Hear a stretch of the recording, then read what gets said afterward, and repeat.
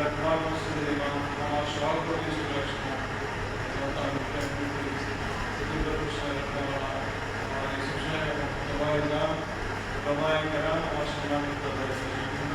السلام عليكم ورحمة الله وبركاته. وعليكم السلام ورحمة الله. Allah subhanahu wa ta'ala শুকর করে আমাদেরকে দীর্ঘ যুগ পর ইফতার মাহফিল করার সুযোগ দান করেছেন।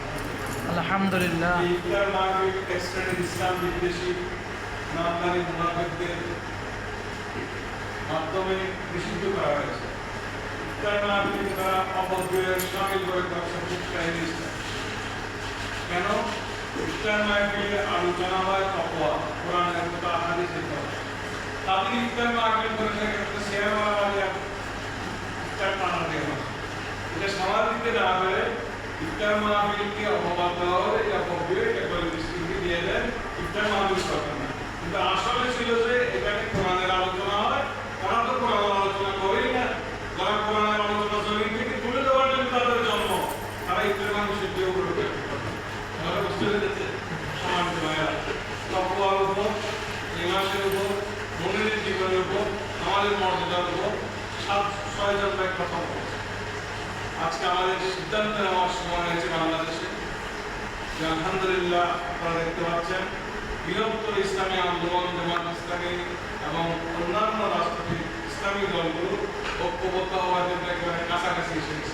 আলহামদুলিল্লাহ আলহামদুলিল্লাহ। বাংলাদেশে একটা ধারা প্রতিষ্ঠিত হয়ে গেছে। আমরা যখন ছোট ছিলাম রাজনীতি এক জিনিস, ধর্ম এক জিনিস, এরকম ছিল। কিন্তু এই কথা এখন বাজার পানি পাচ্ছে না, ঠিক না? এখন আলহামদুলিল্লাহ ইসলাম কমপ্লিট পায় মোকাম্মাল নিজামে হায়াত, এটা সকলের কাছে প্রতিষ্ঠিত হয়েছে। এখন এটা প্রতিষ্ঠিত করার দায়িত্ব আল্লাহ উলামায়ে কেরাম। আমি যে যেখানে আছি, যে অবস্থা আছি, সেখানে পূর্ণাঙ্গ দিনের দাওয়াত দেওয়ার জন্য আপনাকে শ্রম দিতে হবে, শ্রমের দরকার। আপনারা দেখতে পাচ্ছেন আমার দেশে সম্পত্তি কেউ জানেন এটা আমার লোহাগাড়া উপজেলার নামদারবানের সীমানায় পেঁয়াজুপাড়া অবস্থিত।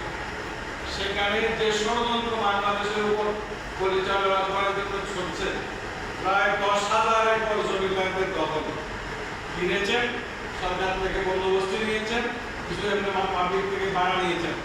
এখানে বিশাল বিশাল পরিকল্পনা তারা 3,300 ছাত্রখানা আছে, সবাই উচ্চলে 3,300 ছাত্রের মধ্যে 300 নামমাত্র বাঙালি আর 30,000 হলো উপজাতি, চাকমা, টিপেরা, এই যারা আছে। তাদের সকাল 5টা থেকে 8টা পর্যন্ত শারীরিক পেশাগত করা হচ্ছে। 5টা থেকে 8টা 3 ঘন্টা। এগুলো একেবারে ওই যে 6 বছর থেকে শুরু করে 16 বছর পর্যন্ত বয়সের ছেলে। তারপরে তাদের নাস্তা একই সাথে 300 ছাত্র নাস্তা খাওয়ার জন্য তাদের এইভাবে ক্যান্টিন একসাথে এইভাবে তাদেরকে করা হচ্ছে ট্রেনিং দিয়ে। তখন তাদের প্রিন্সিপালের সাথে কথা বললাম, আমি গেছি তার জন্য, যে এরা বলে যে আমাদের প্রোডাকশন শুরু হয়ে গেছে, আমরা কাজে নেমে গেছি। ইসলামী দেশের তারা নেমে গেছে, এটা বলতাম। তার মানে আমাদের লক্ষ্যমাত্রা হলো দেশ এবং জাতি গঠনে আমাদের সংস্কৃতি। তারা উপজাতিদের ক্লাস 8 পাস করে তারা বাংলাদেশের প্রতিটি উপজেলায় তাদের নিয়োগ দিয়েছে।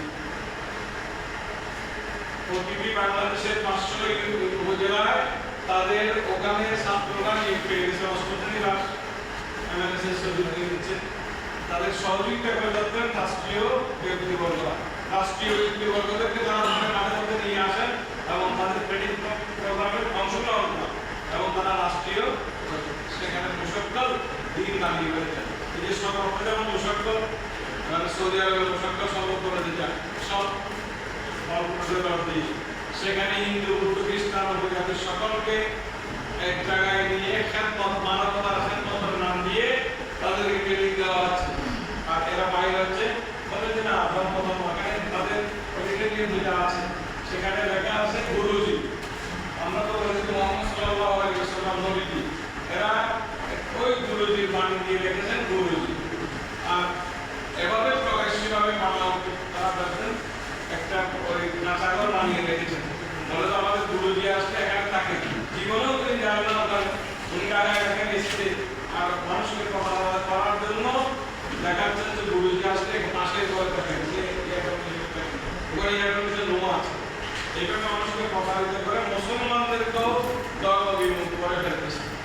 এই রমজানে একদম কম হলো 1 কোটি টাকা ইফতারি তারা বাঙালি মুসলমানদের বিতরণ করেছে। এই বাঙালি মুসলমানগুলোকে আস্তে আস্তে উঠে গেল। কিন্তু আজকে আমরা আছি, বিশেষ করে ওলামায়েরা, চট্টগ্রাম মহানগরীর যত খানেকা আছে, যত আলেমেরা আছেন, আমাদের সেই সরকারের নেতৃত্বে প্রতিদিন সাধনা মাসের ইফতারি হয়, সবগুলো মিলে যা হবে তাদের একদিনের খাওয়া পরিবেশ আছে। আমরা ইসলামের জন্য এই আমাদের আমার দাদা একটা খ্রিস্টান মিশনারিদের একটা ইংল্যান্ড আছে, সেখানে একটা প্রিন্সিপাল আছে, তিনি হলেন সুরিয়ান মহিলা। তিনি চট্টগ্রাম আঞ্চলিক ভাষা কথা বলেন না। ওনাকে আমি জিজ্ঞাসা করলাম, আপনি আঞ্চলিক ভাষায় কথা বলেন? বলে আমি যে এলাকায় দায়িত্ব নিয়ে এসেছি মিশনারি, সেই এলাকার প্রতিটি মানুষের ভাষা বলতে আমার দরকার। সেই ভাষায় আমি মানুষগুলোকে গড়ে তুলবো, সেই ভাষায় মানুষগুলোকে আমার ধরনের প্রতি নিয়ে আসার জন্য মানব সভায় নির্ভর। সেই জায়গায় আমরা ওলামায়ে কেরাম থাকে। ওই মহিলা আমার সাথে কথা বলতে বলতে পাশের রুমে 5 দিনের 7 দিনের বাচ্চা আছে, বাচ্চা একটা ব্যাগ করে কাঁদে, সে ওখানে গিয়ে দম লাগিয়ে তাকে পরিষ্কার করে চলে যাচ্ছে। বাচ্চারা তো ওটা বলে কান্নাকাটি করে। এইভাবে সে 24 ঘন্টার মধ্যে 20 ঘন্টা পরিশ্রম করে। এ আমার বাবা, আপনারা যদি কোনোদিন যান ইসলামের আপনাদের গেলে এদিন গেলে মহিলা চেষ্টা করে তাকে বলবেন আপনি সন্তান করে চলবেন না, বললে আগে সন্তান না করলে কি হবে? হাজার হাজার মানুষ বিকৃত করে আমার দিকে নিয়ে যাচ্ছে। এই যে বিভিন্ন জায়গায় পরিবেশিত বাচ্চাগুলো তাদের সমস্যা আছে, তারা সমস্যার মধ্যে সংগ্রহ করে এগুলো নিয়ে আসে, 14 বছর তাদেরকে লালন পালন করে, তাদেরকে খ্রিস্টান ধর্মে বিকৃত করে 14 বছর পরে সেখান থেকে মুক্ত করে। সেই জায়গায় আপনি আমি কয়জন মুসলমান বানিয়েছেন, আপনার আমার টার্গেটে কয়জন আছেন? আমি ওলামায়ে কেরামদের অনুরোধ করবো, আপনার আপনার মসজিদের আন্ডারে কমপক্ষে 100 মানুষ টার্গেট নিয়ে কাজ করবেন, যে কোরআন পড়তে জানলে তাকে পড়াশোনা করতে করবে, যে বাড়িতে কোরআন শিক্ষা নেয় তার নিজেদের শিক্ষা দেওয়ার জন্য আপনার আর মাধ্যম উদ্বুদ্ধ করে ব্যবস্থা করবেন।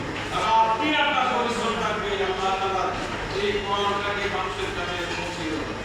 আমরা তো অলস হয়ে গেছি, কিছু মনে করবেন না, আমরা কিছু ইমাম আছি শুধুমাত্র কোনো মাধ্যমে জীবিকা নির্বাহের যারা বাকি জীবিকা ঘুমানো, সকালে ঘুম, ভোরে ঘুম, ঘুম, এই ঘুমানো জাতি এই আলেমরা কি করবে? একজন আলেমকে 20 ঘন্টা পরিশ্রম করতে হবে, ব্যক্তিগত ইবাদত এবং সামাজিক দায়িত্ব 3 প্রধান নিবেন। আলেম যদি অলসকারী যায় সেটা বঞ্চিত হয়ে যায়। সম্মানিত ভাইরা, আমরা জানি 1972 সালে এদেশে ইসলামকে নিষিদ্ধ করার জন্য করেছিল এবং সারা দুনিয়ার ইসলাম বিরোধী মতবাদ প্রতিষ্ঠিত হওয়ার জন্য মার্ক্সবাদ, লেনিনবাদ, যত মানব রচিত মতবাদের ছায়া ছিল। তখন আমাদের সুন্নতে হযরত শাহ সাহেব সিরাতুল নবী দিয়ে দিনের স্পষ্টভাবে ময়দানে কথা বলার জন্য প্রয়াস করেছেন। গোটা বাংলাদেশের সমস্ত মুফাসসিরিন এবং মুজাহিদরা সেখানে কথা বলেছেন এবং তিনি বলেছিলেন, আমরা তো ছোট ছিলাম, বলে যে বাংলাদেশে ইসলাম যাবে না, বাংলাদেশের ইসলামের কোনো রাজধানী কিন্তু সুন্নতি। সেদিন আমি সুন্নতির এক মাহফিলে বলেছি, এইটার অর্থ হলো যে বাংলাদেশের রাজধানী ঢাকা সুন্নতি আসবে না, অর্থাৎ তিনি এমন না 19 দিনকে বিশ্বনবীর বিষয়বস্তুগুলো নির্ধারণ করে ওলামায়ে কেরামদের মাধ্যমে বক্তৃতা দিয়েছেন, ইসলাম একটা পূর্ণাঙ্গ জীবন ব্যবস্থা, অর্থাৎ এক একটা বিষয়ের উপর 2 ঘন্টা করে বক্তব্য করেছেন। ইসলামের পূর্ণাঙ্গ জীবন ব্যবস্থা সেটা সুন্নতির জমিন থেকে 72 সালের পরে পুনর্জীবিত হয়েছে। আল্লাহ তাআলা 2025 সালে পুরো বাংলাদেশে লক্ষ লক্ষ ওলামায়ে কেরাম, মুজাহিদিন নিজাম এই দিন প্রতিষ্ঠার জন্য শহীদ হচ্ছেন, কাজী হয়েছেন, পঙ্গু হয়েছেন, জেলে গেছেন। সুতরাং আল্লাহ তাআলা এই দিনকে বাংলাদেশে প্রতিষ্ঠিত করার জন্য আমরা আমাদের এলাকায়, বিশেষ করে চট্টগ্রাম মহানগরীতে আমার ইসলামের সাথে 10,000 আলেম কাজ করছে আলহামদুলিল্লাহ। সেই সিটিকে এদিকে খাবারঘাট, ওদিকে খানাবাড়ি আল্লাহ যেখানে যাচ্ছে আলহামদুলিল্লাহ কাজ করার জন্য এখন পরিবেশ পেয়েছে। বাংলাদেশ চট্টগ্রাম মহানগরীতে এমন কোন মসজিদ নাই যে আমাদের বিরুদ্ধে এখন কথা বলে কথাবাজি করবে ইনশাআল্লাহ। আমার জানা এখন আপনার জানাদেরকে আমাকে জানা গেছে, যারা এরকম নিম্নরূপে আমার বিরুদ্ধে বলিত এখন তারা আল্লাহ দিনের জন্য দোয়া করতেছে। এক মসজিদে গেলাম, আমিন, আমাদের এখানে বলবো ওয়াজে কথা তো আল্লাহ বাংলাদেশের দিন কায়েম করে সার্ভিসের জানা করবো, তারপরে তাকে হাত দিয়ে দিলাম। আলহামদুলিল্লাহ। আপনারা